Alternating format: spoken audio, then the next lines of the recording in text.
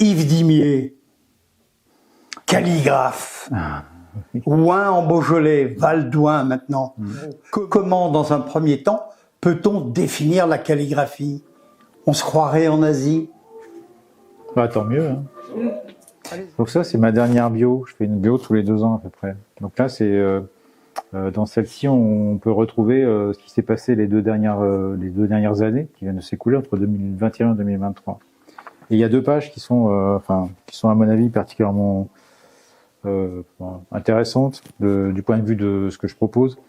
C'est l'an passé, j'ai eu la chance de travailler pour un festival de musique classique qui m'a proposé en fait d'intervenir avec des musiciens solistes.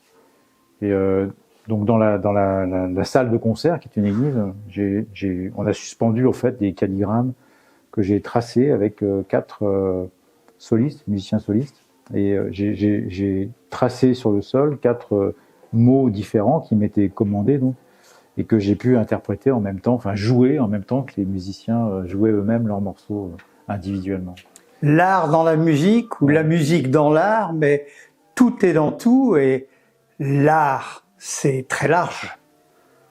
Oui, oui, alors forcément, mais surtout ce qui est intéressant, c'est pas la première fois que je pratique comme ça avec des musiciens, enfin cette sorte de jeu, et c'est intéressant autant pour eux finalement, je me rends compte que pour moi je prends beaucoup de plaisir à le faire parce qu'il y a cette forme, d'interaction en fait, on joue ensemble, c'est le fait de jouer ensemble, un peu comme on serait au théâtre et j'imagine que les acteurs jouent ensemble.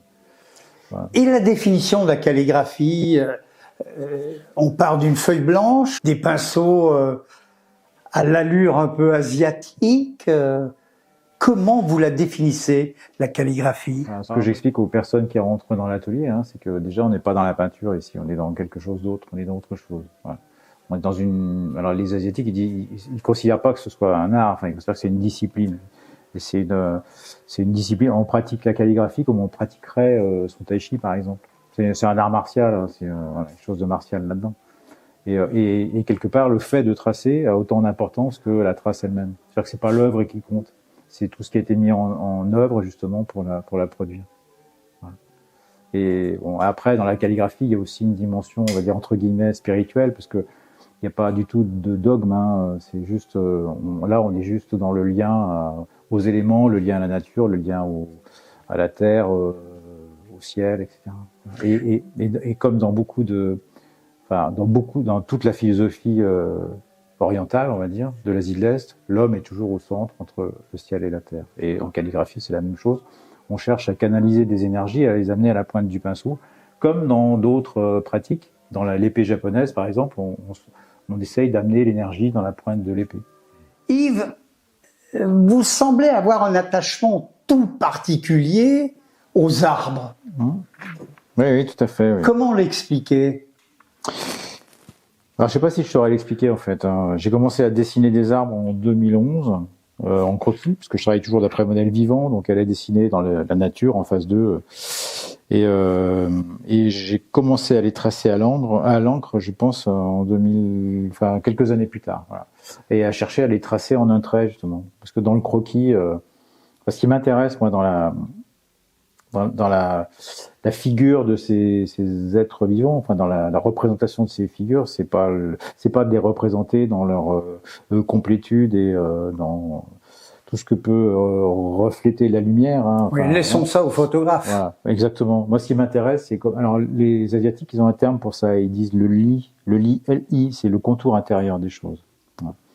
Et on est un peu dans ce lien à l'arbre et ce lien à la nature, et on va capter en fait des émotions tout simplement parce qu'on est vraiment dans le ressenti, dans l'observation du ressenti, en dessinant. Et après à l'encre, je vais chercher en un trait comme ça à revenir dans ces émotions et puis à traduire des choses qui sont plutôt intériorisées. Cela demande des outils particuliers, des pinceaux spéciaux, gros, petits, une encre spéciale. Quelle en est la technique? C'est très simple, c'est des pinceaux pour la calligraphie. Des pinceaux asiatiques qui viennent de Chine, Vietnam, Japon, et puis des papiers. Pareil. Avec de la soie? Alors, non, c'est du poil de soie? C'est non, le poil de chèvre le plus souvent, il y a des poils de lynx, des poils de loup, il y a même des pinceaux en cheveux de bébé qu'on peut trouver au Japon. les plus souples. Et, voilà. Et puis après, on travaille sur des papiers qui sont dédiés à la calligraphie, en fait. Des papiers qui sont fabriqués en Asie parce qu'on n'a pas, nous, ce savoir-faire. Ouais. Yves, lorsque l'on vous suit sur les réseaux et dans la presse régionale et nationale et même internationale, on voit que vous êtes omniprésent.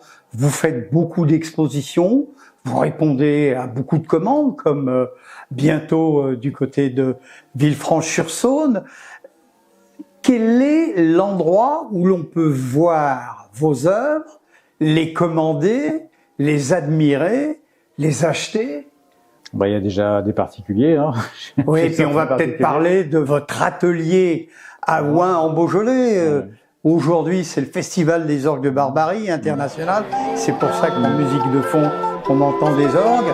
Mais il n'y a pas que votre boutique à Ouin. Non, bien sûr. Alors après, je suis pas trop dans les galeries pour diverses raisons. Je vais pas expliquer ici. Il se trouve que là, en ce moment, j'ai une exposition en Corée qui circule, en Corée du Sud. Parce que les Coréens, j'y suis allé en début d'année, ils se sont intéressés à ce travail et ils m'ont commandé en fait une série de portraits parce que je travaille sur les arbres, mais je travaille aussi sur le portrait. Ce qui m'intéresse à capter dans le portrait, c'est pas la figure nette et précise du visage. C'est ce qu'elle représente par derrière le trait. C'est l'expression, c'est la relation. Alors moi, ce qui m'intéresse beaucoup, c'est la relation entre le maître et le modèle. Par exemple, La jeune fille à la perle. Ou la relation du maître à lui-même, comme Van Gogh qui fait ses autoportraits. Et c'est là que je vais capter un peu cette expression, puis la profondeur du ressenti. C'est ça qui m'intéresse. En un trait.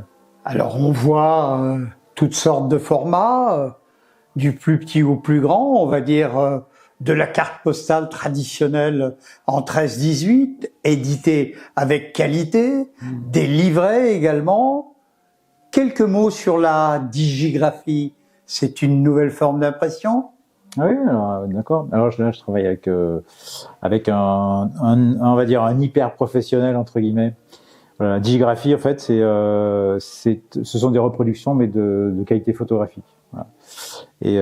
Et elles sont numérotées. Elles sont numérotées je vais faire alors je les fais toutes faire du même format. Et alors celui qui me fait les tirages, c'est quand même quelqu'un qui travaille pour des grands musées, qui travaille pour des grands photographes. À Lyon, à Paris. Il est à Lyon, il est à la Croix-Rousse, c'est Photo Agency. Je le connais. Alors. Voilà. Et j'ai la chance, il travaille pour moi depuis pas mal d'années. Ouais. Il me fait ses reproductions en noir et blanc. Qui me permettent de diffuser en fait le travail, parce que je fais des repros qui sont numérotés de 1 à 30, donc ce sont des œuvres uniques qui sont signées de ma main, et après c'est un papier exceptionnel alors digigraphie, ça veut dire certification, lui il a les deux. Digital, bien sûr, au départ. Bien sûr, c'est l'impression photo. Hein. Et donc un papier qui est garanti pour vivre 100 ans sans jaunir, l'encre pareil, et il y a, ça je le dis souvent, il y a 12 passages pour obtenir les grilles, donc c'est de l'hyper finesse, c'est de la haute couture en fait. Au-delà de la certification, je vois que sur toutes les œuvres, il y a un petit pictogramme rouge carré qui nous fait penser, bien entendu, à l'Asie. Oui, c'est mon sceau. C'est un sceau, c'est une signature. Hein, alors, il y a différents sceaux. Effectivement, j'ai des signatures différentes en fonction des thèmes. Voilà. Et sur l'arbre, par exemple, c'est mon arbre et moi, accent aigu. Après, ça peut être mon nom, tout simplement. Voilà. Et puis sinon, pour les iconiennes, c'est une petite phrase dans laquelle c'est un écrit en fait, un calligramme dans lequel on peut lire tant d'amour devrait bien servir à quelque chose. Mais il n'y a jamais de saut d'humeur, parce que chaque fois qu'on vous voit, vous êtes souriant, vous vivez vos œuvres, vous êtes identique, j'allais dire, à vos tableaux, vous respirez vos tableaux, et vice et versa. C'est gentil, ouais, sympa, merci. Ouais, ça. Je n'habite pas à Ouin ou à Lyon, vous envoyez vos œuvres? Oui, j'expédie à l'étranger. Alors, sur mon site internet, j'ai une page vente online pour les digigraphies. Sinon, il suffit de m'appeler pour des gens qui sont intéressés par des personnes qui sont intéressées par des originaux, par exemple. Je fais des photos de ce que j'ai à disposition, j'envoie et après j'expédie aux États-Unis, dans toute l'Europe, en Asie, il n'y a aucun problème. Yves Dimier, merci. Vous voulez nous montrer une des œuvres ou une carte postale ou une œuvre ou une digigraphie que vous avez réalisée? Peut-être le grand cèdre qui qui fait partie des arbres du parc Vermorel, donc à Villefranche-sur-Saône, et qui est, en fait, c'est un tracé il y a 2 traits, quoi. Enfin, symboliquement, on dit le trait unique, en fait. Et là, il y en a 2. Il y en a un qui est à l'endroit du papier et l'autre qui est tracé à l'envers. Et voilà. Et l'arbre, il est défini. Et j'ai fait ça sur un papier que j'ai ramené de Corée. C'est un papier Anji, qui est un papier d'écorce de mûrier, qui fait partie des plus beaux papiers du monde. Alors ce papier Anji, enfin, je pourrais parler longuement aussi des papiers, mais c'est des papiers, il faut 2 ans pour les fabriquer, 2 ans avant de les commercialiser. Ils sont fabriqués dans des petits ateliers. Que vous avez visité? Oui, bien sûr. Oui. Ouais. Je suis allé rencontrer ces gens-là, ouais, bien sûr. Les gens qui fabriquent. Ouais. Voilà. Yves, une fois encore, merci. On passerait des heures avec vous pour discuter à la fois de la technique, mais aussi, comment dirais-je, de votre ressentiment. Peut-être, tiens, cette œuvre-là, quelques mots sur cette œuvre. Celle-ci, je l'ai retravaillée dans des petits formats, c'est l'iconienne assise de dos, celle-ci, je la travaille depuis 2018. Je l'ai commencé pour une exposition sur le thème de George Sand.